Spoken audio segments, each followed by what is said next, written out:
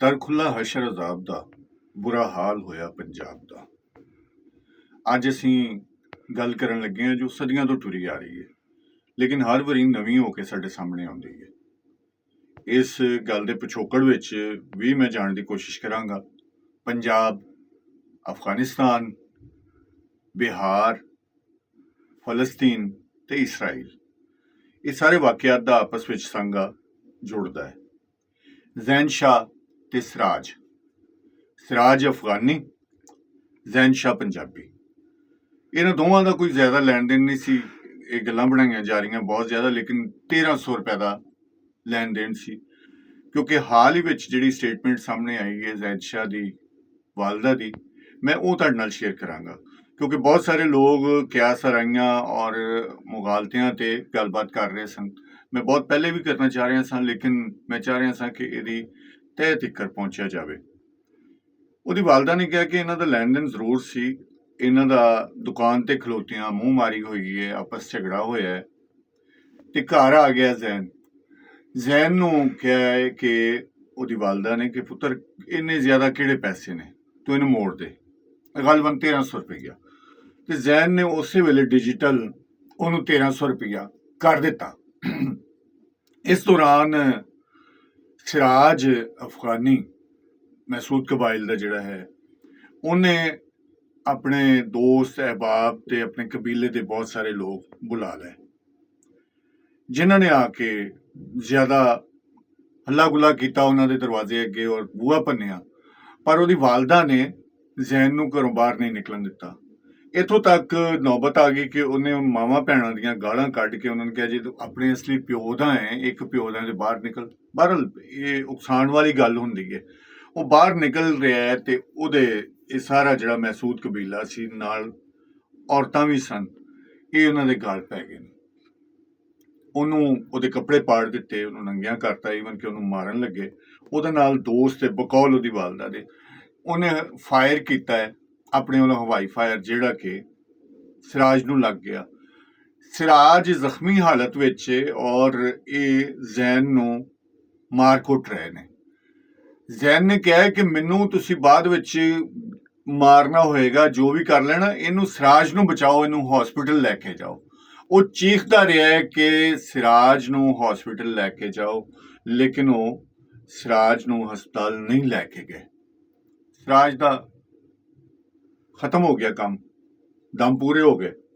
उस तो बाद उन्हां दीयां औरतां और होर लोग आंदे ने असले दे जोर ते, उत्थे ही मौके ते ही जैन नूं मार दिंदे ने। जैन नूं मार के मोटरसाइकिल दे पिछे बन के लै जांदे ने, ओहदे जिस्म दे अज़ा कटदे ने, ਉਹਨੂੰ ਸਾੜਦੇ ਨੇ, ਉਹਨੂੰ ਤੇਜ਼ਧਾਰ ਜਿਹੜੇ ਔਜ਼ਾਰ ਨੇ ਉਹਨਾਂ ਨਾਲ ਡੰਬਦੇ ਨੇ, ਜ਼ਖਮ ਦਿੰਦੇ ਨੇ ਤੇ ਗੋਲੀਆਂ ਮਾਰਦੇ ਨੇ। ਅੱਛਾ, ਇਹ ਸਟੇਟਮੈਂਟ ਹੈ ਉਹਦੀ ਵਾਲਦਾ ਦੀ। ਮੈਂ ਹੁਣ ਉਸ ਤੋਂ ਪਹਿਲੇ ਦੀਆਂ ਸਟੇਟਮੈਂਟਸ ਤੇ ਜਾਂਦਾ।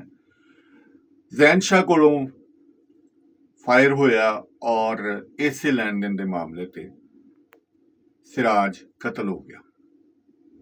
उस तो बाद ये होया कि महसूद कबाइल दीयां औरतां और लोग आए ने, उन्हां आके जैन दे घर ते धावा बोलिया और जैन नूं घर विच वड़ के जैन नूं चुक के लै गए ने, अपने डेरे ते लिजा के उन्हूं मारिया, उन्हूं तसीहे दिते ने, साड़िया और ओहदे अज़ा कट्टे ने, जिस्म दे नाजुक अज़ा कट्टे ने।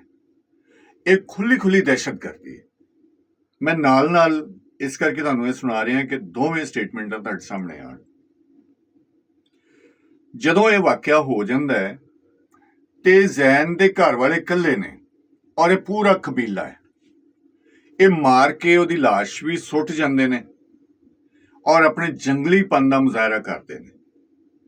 हक तो यह सी ना कि अगर पंजाब च आए ने तो उहदे कानून नूं भी फॉलो करन। इन्हां दा जंगल ते नहीं है, इन्हां दा डेरा नहीं है, इन्हां दा इलाका गैर नहीं है, इन्हां दे जंगल दी हुकूमत नहीं है, उत्थे ऐसा कानून नहीं है। ये थाने कचहरी जाते और अगर ना मसला हल हुंदा तो फिर ठीक है। इन्हां ने कहा जी असीं अपने फैसले आप करांगे। तो जी अपने फैसले आप विच इन्हां ने की कीता कि जाके आप ही ਜ਼ੈਨ ਦੇ ਖਿਲਾਫ FIR ਵੀ ਕਟਾਤੀ। FIR ਦੇ ਵਿੱਚ ਇਹ ਸਾਬਤ ਹੀ ਨਹੀਂ ਹੁੰਦਾ, ਅਗਰ ਜਿਨ੍ਹਾਂ ਦੋਸਤਾਂ ਨੂੰ ਚਾਹੀਦੀ ਹੈ FIR ਔਰ ਪੋਸਟਮਾਰਟਮ ਦੀ ਰਿਪੋਰਟ, ਉਹ ਮੈਨੂੰ ਮੈਸੇਜ ਥੱਲੇ ਕਰਨ, ਮੈਂ ਉਹਨਾਂ ਨੂੰ FIR ਔਰ ਪੋਸਟਮਾਰਟਮ ਦੀ ਰਿਪੋਰਟ ਭੇਜਣਾ ਹੈ। 1066 ਜ਼ਖਮ ਨੇ ਜ਼ੈਨ ਦੇ ਜਿਸਮ ਤੇ, 1066, ਔਰ ਇਸ ਕਦਰ ਦਰਿੰਦਗੀ ਦਾ ਮੁਜ਼ਾਹਰਾ ਕੀਤਾ ਹੈ ਕਿ ਨਾਕਾਬਲੇ ਬਿਆਨ ਹੈ। ਪੰਜਾਬੀ ਪਹਿਲੇ ਤੇ ਗੈਰ ਮਹਿਫੂਜ਼ ਸਨ ਜੀ, ਬਲੋਚਿਸਤਾਨ ਵਿੱਚ ਗੈਰ ਮਹਿਫੂਜ਼ ਨੇ, KP ਵਿੱਚ ਗੈਰ ਮਹਿਫੂਜ਼ ਨੇ, ਤੇ ਹੁਣ ਪੰਜਾਬ ਵਿੱਚ ਵੀ ਗੈਰ ਮਹਿਫੂਜ਼ ਨੇ। ਅਗਰ ਪੰਜਾਬੀ ਗੱਲ ਕਰਦੇ ਨੇ ਤੇ ਕਹਿੰਦੇ ਨੇ ਜੀ ਇਹ ਤਾਸੁਬ ਫੈਲਾਉਂਦੇ ਨੇ। ਪੰਜਾਬੀ ਪੰਜਾਬ ਔਰ ਪੰਜਾਬੀਅਤ ਦੀ ਗੱਲ ਕਰਨ ਤੇ ਤਾਸੁਬ, ਅਗਰ ਕੋਈ ਹੋਰ ਕਰੇ ਤੇ ਉਹਨਾਂ ਦਾ ਹੱਕ ਬਣਦਾ ਹੈ। ਹੁਣ ਮਜ਼ੇ ਵਾਲੀ ਗੱਲ ਵੇਖੋ ਕਿ ਮੌਲਾਨਾ ਫਜ਼ਲ ਰਹਿਮਾਨ ਨੇ ਵੀ ਮਹਿਸੂਦ ਕਬਾਇਲ ਦੀ ਹਮਾਇਤ ਕੀਤੀ, ਉਹਨਾਂ ਦੀ ਦਰਿੰਦਗੀ ਦੀ ਹਮਾਇਤ ਕੀਤੀ। ਉਹਦੇ ਬਾਅਦ ਇਹਨਾਂ ਦੀ ਜਮਾਤ ਦਾ ਹੀ ਨੁਮਾਇੰਦਾ ਆਂਦਾ ਹੈ ਔਰ ਉਹ ਆ ਕੇ ਜਿਹੜੇ ਪੰਜਾਬ ਚ ਆ ਕੇ ਕਹਿੰਦੇ ਹਮ ਮੁਸਲਮਾਨ ਭਾਈ, ਹਮ ਮੁਸਲਮਾਨ ਭਾਈ, ਉੱਥੇ ਖਲੋ ਕੇ ਕਹਿ ਰਿਹਾ ਹੈ ਹਮ ਪਖਤੂਨੋं का ये, हम पख्तूनों का वो। मुतासिब कौन है? और हम ऐसे कर देंगे, हम वैसे कर देंगे। ये मौलवी है ਜਿਹੜੇ ਇੱਥੇ ਆ ਕੇ ਇਸਲਾਮੀ ਭਾਈਆਂ ਦੀ ਔਰ ਇਸਲਾਮ ਦੇ ਵਿੱਚ ਸਾਰੇ ਭਰਾਵਾਂ ਦੀ ਤਬਲੀਗ ਕਰਦੇ ਨੇ। ਜਦੋਂ ਇਹ ਆਪਣੇ ਮਾਮਲੇ ਤੇ ਆਉਣ ਤੇ ਫਿਰ ਪਖਤੂਨ ਨੇ। ਦੂਸਰੀ ਗੱਲ, ਫੈਸਲ ਕੁੰਡੀ ਜਿਹੜਾ ਗਵਰਨਰ ਹੈ KPK ਦਾ, ਉਹਨੇ ਵੀ ਮਹਿਸੂਦਾਂ ਦੀ ਹਮਾਇਤ ਕੀਤੀ ਔਰ ਸਿਆਸੀ ਪ੍ਰੈਸ਼ਰ ਪਾਇਆ। ਹੁਣ ਉਹ ਔਰ ਮੁਖਤਲਿਫ ਅਫਗਾਨੀ ਜਿਹੜੇ ਇੱਥੇ ਸਿਆਸਤ ਦੇ ਵਿੱਚ ਅਮਲ ਦਖਲ ਰੱਖਦੇ ਨੇ ਔਰ ਆਪਣੇ ਆਪ ਨੂੰ ਪਾਕਿਸਤਾਨੀ ਵੀ ਕਹਿੰਦੇ ਨੇ ਔਰ ਅਫਗਾਨ ਵੀ ਕਹਿੰਦੇ ਨੇ, ਉਹਨਾਂ ਨੇ ਆ ਕੇ ਵੀ ਉੱਥੇ ਧਰਨੇ ਦਿੱਤੇ। ਧਰਨੇ ਕਿਸ ਗੱਲ ਤੇ ਦਿੱਤੇ ਕਿ ਇਹ ਗੈਰਤਮੰਦ ਜ਼ੈਨ ਸ਼ਾਹ ਦਾ ਕਤਲ ਕਰਕੇ, ਦਰਿੰਦਗੀ ਕਰਕੇ ਤੇ ਆਪ ਨੱਸ ਗਏ ਘਰਾਂ ਵਿੱਚ ਔਰਤਾਂ ਨੂੰ ਛੱਡ ਕੇ। ਔਰਤਾਂ ਵੀ ਉਸ ਅਮਲ ਵਿੱਚ ਸ਼ਾਮਲ ਸਨ। ਜਦੋਂ ਪੁਲਿਸ ਆਈ ਹੈ ਤੇ ਉਹ ਕਿਹਨੂੰ ਫੜੇ? ਅਗਰ ਉਹ ਔਰਤਾਂ ਨੂੰ ਫੜਿਆ ਤੇ ਇਹਨਾਂ ਨੇ ਕਿਹਾ ਜੀ ਇਹ ਤੇ ਗੈਰ ਕਾਨੂੰਨੀ ਕੰਮ ਹੈ, ਵੀ ਤੁਸੀਂ ਐਡੇ ਗੈਰਤਮੰਦ ਹੋ ਤੇ ਮਾਰ ਕੇ ਜਾ ਕੇ ਗ੍ਰਿਫਤਾਰੀ ਦਵੋ, ਔਰਤਾਂ ਨੂੰ ਨਾ ਫੜਨ। ਉਹ ਨਹੀਂ ਫੜਦੇ ਔਰਤਾਂ ਨੂੰ, ਇਹ ਜਾ ਕੇ ਨੱਸ ਗਏ ਨੇ। ਇਹਨਾਂ ਦਾ ਪੁਰਾਣਾ ਵਤੀਰਾ ਹੈ ਕਿ ਆਪਣੀਆਂ ਸਲਵਾਰਾਂ ਤੇ ਸੁਆਣੀਆਂ ਛੱਡ ਕੇ ਨੱਸ ਜਾਂਦੇ ਨੇ ਅਫਗਾਨੀ। ਇਹ ਇਸ ਤਰ੍ਹਾਂ ਸਦੀਆਂ ਤੋਂ ਹੁੰਦਾ ਹੈ ਕਿ ਇਹਨਾਂ ਨੂੰ ਅੱਗੋਂ ਟੱਕਰ ਪਵੇ ਕੋਈ ਤੇ ਫਿਰ ਇਹ ਦੌੜ ਲਾ ਜਾਂਦੇ ਨੇ। ਲੇਕਿਨ ਇੱਥੇ ਜ਼ੁਲਮ ਹੋਇਆ ਜ਼ੈਨ ਸ਼ਾਹ ਦੇ ਨਾਲ, ਨਾ ਸਿਰਫ ਜ਼ੈਨ ਸ਼ਾਹ ਦੇ ਨਾਲ, ਬਲਕਿ ਮੈਂ ਕਹਾਂਗਾ ਕਿ ਪੰਜਾਬੀਆਂ ਵਾਸਤੇ ਇਹ ਹਾਈਲੀ ਅਲਾਰਮਿੰਗ ਹੈ। ਜਿਹੜੀ ਮੈਂ ਪਹਿਲੇ ਗੱਲ ਕੀਤੀ ਸੀ ਕਿ ਪੰਜਾਬ, ਅਫਗਾਨਿਸਤਾਨ ਔਰ ਬਿਹਾਰ, ਪਹਿਲੇ ਅਸੀਂ ਇੱਥੇ ਆਉਂਦੇ ਹਾਂ। ਇੱਥੇ ਆਉਣ ਦਾ ਮਕਸਦ ਉਦੋਂ ਸਮਝ ਆਏਗਾ ਜਦੋਂ ਅਸੀਂ ਫਲਸਤੀਨ ਔਰ ਇਜ਼ਰਾਈਲ ਦੀ ਗੱਲ ਕਰਾਂਗੇ। ਦੂਸਰੀ ਜੰਗ ਅਜ਼ੀਮ ਦੇ ਵਿੱਚ ਜਦੋਂ ਹਿਟਲਰ ਨੇ ਖਾਨ ਬੱਚਾ ਕੋਲੂ ਔਰ ਇਹਨਾਂ ਦੀ ਨਸਲ ਮੁਕਾਣ ਤੇ ਕਰ ਗਿਆ ਯਹੂਦੀਆਂ ਦੀ, ਤੇ ਇਹੀ ਜਿਊਜ਼ ਪੂਰੀ ਦੁਨੀਆ 'ਚ ਪਨਾਹ ਮੰਗ ਰਹੇ ਸਨ। ਕਿਸੇ ਨੇ ਪਨਾਹ ਨਹੀਂ ਸੀ ਦਿੱਤੀ। ਇਹਨਾਂ ਦੇ ਜਹਾਜ਼, ਬਹਿਰੀ ਜਹਾਜ਼ ਵਾਪਸ ਕਰ ਦਿੰਦੇ ਸਨ ਜਿੱਥੇ ਵੀ ਇਹ ਪਨਾਹ ਲਈ ਜਾਂਦੇ ਸੀ। ਉਸ ਵੇਲੇ ਇਹਨਾਂ ਨੂੰ ਫਲਸਤੀਨ ਨੇ ਪਨਾਹ ਦਿੱਤੀ ਸੀ। ਫਲਸਤੀਨ ਨੇ ਪਨਾਹ ਦਿੱਤੀ ਤੇ ਜੋ ਫਲਸਤੀਨ ਨਾਲ ਕੀਤਾ ਉਹ ਤੁਹਾਡੇ ਸਾਹਮਣੇ ਹੁਣ ਤੱਕ ਜੋ ਹੋ ਰਿਹਾ ਕਿ ਉਹ ਫਲਸਤੀਨੀਆਂ ਦੀ ਨਸਲਕੁਸ਼ੀ ਕਰ ਰਹੇ ਨੇ।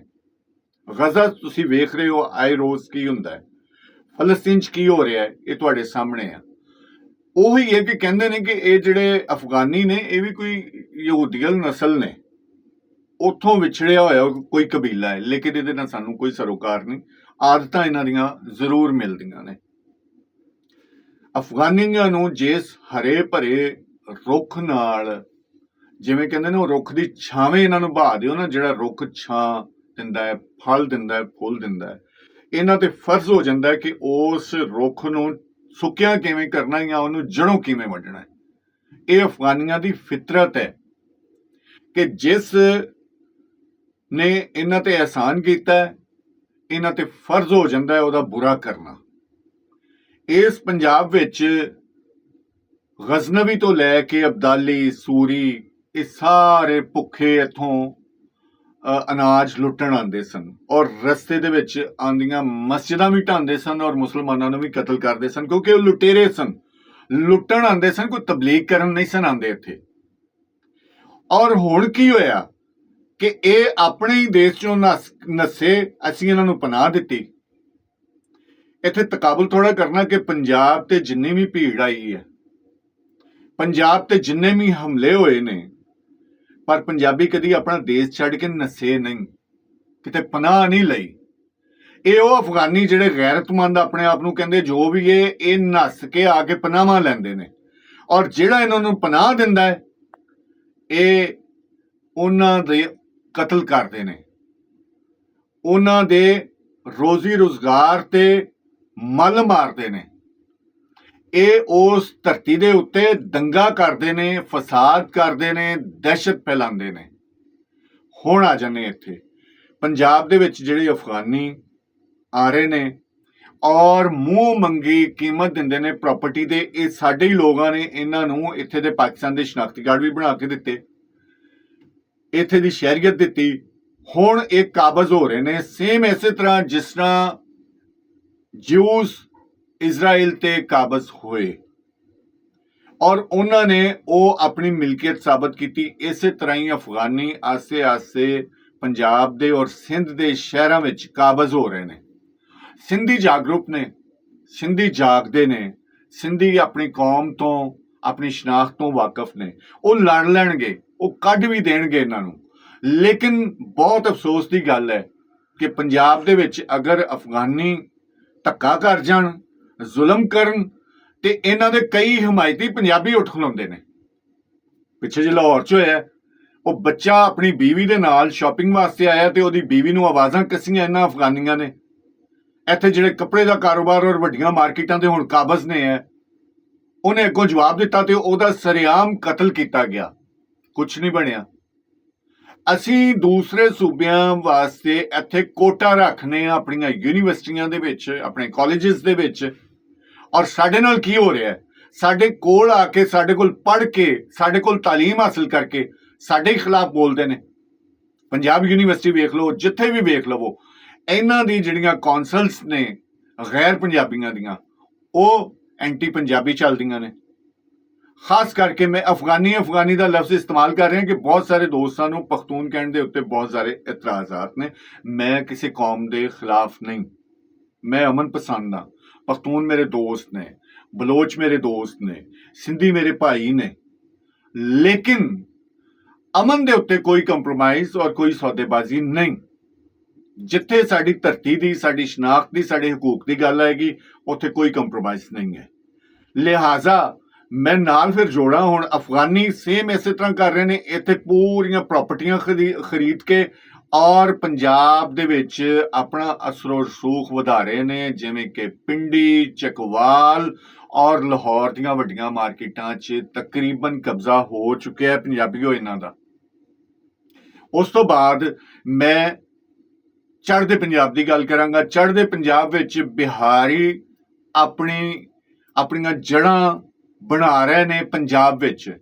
ਉਹ ਕੁਝ ਚੜ੍ਹਦੇ ਪੰਜਾਬ 'ਚ ਕਰ ਰਹੇ ਨੇ ਜੋ ਅਫਗਾਨੀ ਲਹਿੰਦੇ ਪੰਜਾਬ 'ਚ ਕਰਨ ਡਏ ਨੇ। ਉਹ ਉੱਥੇ ਪ੍ਰਾਪਰਟੀਆਂ ਵੀ ਖਰੀਦ ਰਹੇ ਨੇ, ਉੱਥੇ ਪੰਜਾਬੀਆਂ ਦੀਆਂ ਪ੍ਰਾਪਰਟੀਆਂ ਤੇ ਕਬਜ਼ਾ ਵੀ ਕਰ ਰਹੇ ਨੇ। ਇਸੇ ਤਰ੍ਹਾਂ ਅਫਗਾਨੀ ਲਹਿੰਦੇ ਪੰਜਾਬ ਵਿੱਚ ਪ੍ਰਾਪਰਟੀਆਂ ਖਰੀਦ ਵੀ ਰਹੇ ਨੇ ਔਰ ਸਾਡੇ ਹੱਕ ਹਕੂਕ ਤੇ ਵੀ ਕਬਜ਼ਾ ਕਰ ਰਹੇ ਨੇ। ਪੰਜਾਬੀਓ, ਜਾਗੋ, ਜਾਗਰੂਕ ਹੋਵੋ ਤੇ ਇਹਨਾਂ ਅਫਗਾਨੀਆਂ ਨੂੰ ਉਹ ਵਕਤ ਯਾਦ ਦਿਵਾਓ। ਚੁੱਪਸ਼ੇ ਹਰੀਆ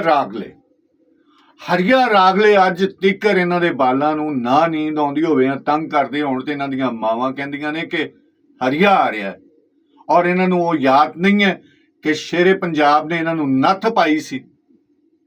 ਪੰਜਾਬੀਓ, ਆਪਣੇ ਆਪ ਨੂੰ ਪਛਾਣੋ, ਜਾਗੋ, ਨਹੀਂ ਤੇ ਵੇਲਾ ਹੱਥੋਂ ਨਿਕਲਿਆ ਹੱਥ ਨਹੀਂ ਆਉਣਾ। ਜਿਵੇਂ ਫਲਸਤੀਨੀ ਪਛਤਾ ਰਹੇ ਨੇ, ਜਿਵੇਂ ਉਹ ਲੋਕ ਪਛਤਾ ਰਹੇ ਨੇ ਇਹਨਾਂ ਨੂੰ ਜਗ੍ਹਾ ਦੇ ਕੇ, ਖੁਦਾ ਨਾ ਖਾਸਤਾ ਕੱਲ ਨੂੰ ਉਹ ਨਾ ਹੋਵੇ ਕਿ ਤੁਹਾਨੂੰ ਵੀ ਪਛਤਾਣਾ ਪਵੇ। ਅੱਜ ਸਰੇਆਮ ਇਹਨਾਂ ਦੀ ਦਹਿਸ਼ਤਗਰਦੀ ਚੱਲ ਰਹੀ ਹੈ, ਗੁੰਡਾਗਰਦੀ ਚੱਲ ਰਹੀ ਹੈ, ਬਦਮਾਸ਼ੀ ਚੱਲ ਰਹੀ ਹੈ ਔਰ ਇਹਨਾਂ ਦੇ ਖਿਲਾਫ ਤੁਸੀਂ ਇੱਥੋਂ ਵੇਖੋ ਕਿ ਇਹਨਾਂ ਦੇ ਮਜ਼ਹਬੀ ਲੋਕ ਵੀ ਕਿੰਨੇ ਕੰਪਰੈਸਡ ਨੇ ਕਿ ਜਦੋਂ ਇਹਨਾਂ ਤੇ ਗੱਲ ਆਉਂਦੀ ਹੈ ਤੇ ਉੱਥੇ ਆ ਕੇ ਇਹ ਮੁਸਲਮਾਨ ਤੋਂ ਪਖਤੂਨ ਬਣ ਜਾਂਦੇ ਨੇ। ਪੰਜਾਬੀਓ, ਜੇ ਤੁਸੀਂ ਪੰਜਾਬੀ ਬਣੋਗੇ ਤੇ ਬਚੋਗੇ, ਨਹੀਂ ਤੇ ਮਸਾਇਲ ਬਹੁਤ ਗੰਭੀਰ ਨੇ, ਗੱਲਾਂ ਬਹੁਤ ਜ਼ਿਆਦਾ ਨੇ। ਤੁਹਾਨੂੰ ਪਤਾ ਹੈ ਕਿ ਮੈਂ ਫਿਲਬਦੀ ਸਾਰੀ ਗੱਲ ਕਰਨਾ ਵਾ, ਲਿਖੇ ਹੋਏ ਪੁਆਇੰਟਸ ਮੇਰੇ ਕੋਲ ਬਹੁਤ ਜ਼ਿਆਦਾ ਹੁੰਦੇ ਨੇ, ਲੇਕਿਨ ਉਹ ਅਸੀਂ ਇਸ ਵਲੌਗ ਤੋਂ ਬਾਅਦ ਜਿਹੜੇ ਦੋਸਤਾਂ ਦੇ ਸਵਾਲਾਤ ਆਣਗੇ ਅਸੀਂ ਜ਼ਰੂਰ ਉਹਦੇ ਤੇ ਗੱਲਬਾਤ ਕਰਾਂਗੇ। ਬਹੁਤ ਮਿਹਰਬਾਨੀ, ਖੈਰ ਹੋਵੇ ਤੁਹਾਡੀ।